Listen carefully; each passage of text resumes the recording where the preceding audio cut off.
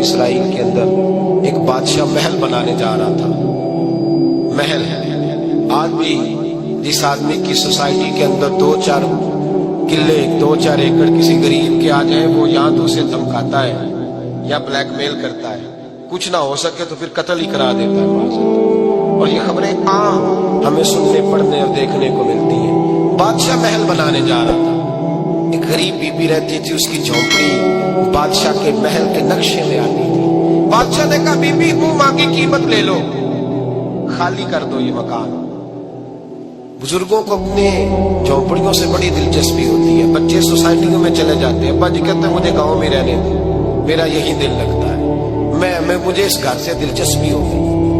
اماں کہنے لگی بادشاہ میں یہاں بیاہ کے آئی تھی، خامد انتقال کر گیا، اولاد اللہ نے دی نہیں، میں پکا ہوا پھل ہوں، گر جاؤں گی تو تیرا ہی ہے، لیکن مجھے اس آشیانے میں رہنے دے، یہ گھونسلہ میں نے دن کا کر کے بنایا ہے، مجھے رہنے دے، نہ مجھے نکال۔ کہنے لگا میرا نقشہ خراب ہوتا ہے۔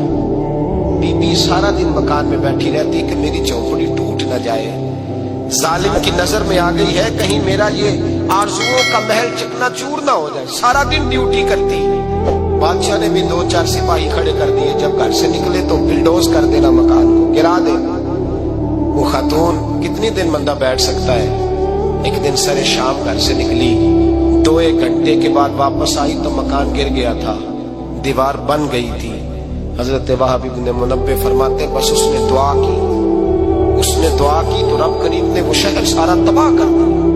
اس بی بی نے 2 جملے کہے تو الٹ پلٹ دیا وہ سارا شہر۔ میرے نبی کریم علیہ السلام نے فرمایا جب مظلوم کے ہاتھ دعا کے لیے اٹھتے ہیں تو عرش کا مالک آسمان سے کہتا ہے کھول دے سارے دروازے، اس کے بیچ کوئی پردہ نہیں رہنا چاہیے، آنے دے، مظلوم ہے، اس پر ظلم ہوا ہے۔ لوگ کہتے ہیں میں بے چین رہتا ہوں صاحب، مولانا صاحب، پیر صاحب، وہ گھر کے کونے سے چیخنے کی آواز آتی ہے، کوئی دم مل جائے، کوئی تعویذ ہو جائے، کچھ ایسا ہو جائے کہ بچت ہو جائے، کوئی ایسی پھونک لگ جائے کہ آرام آ جائے۔ تو میں کہتا ہوں بھائی اگر بڑے دم کرانے سے بھی فرق نہیں پڑا، اگر بڑے تعویذ لینے سے بھی چیخیں بند نہیں ہوئی، تو ذرا ٹٹول کے دیکھ لو کہیں کسی یتیم کی آہیں ہی نہ دفن ہو، وہاں کہیں کسی غریب کا گوشت تو نہیں دبا لیا، کہیں کسی کو لوٹ کے تو دیوار نہیں بنا لی، کہیں کسی کا مکان پہ قبضہ کر کے تو نہیں بنایا۔ اگر لوٹ اور حرام کا مال ہو تو پھر چیخیں بند نہیں ہوتی، پھر سکون سے سویا نہیں جاتا، پھر وہاں آرام کی نیند نہیں آتی۔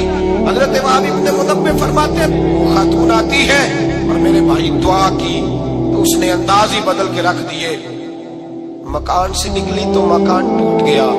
اب فرماتے ہیں واپس آئی تو ہاتھ پھیلا کے پتہ کیا کہتی ہے؟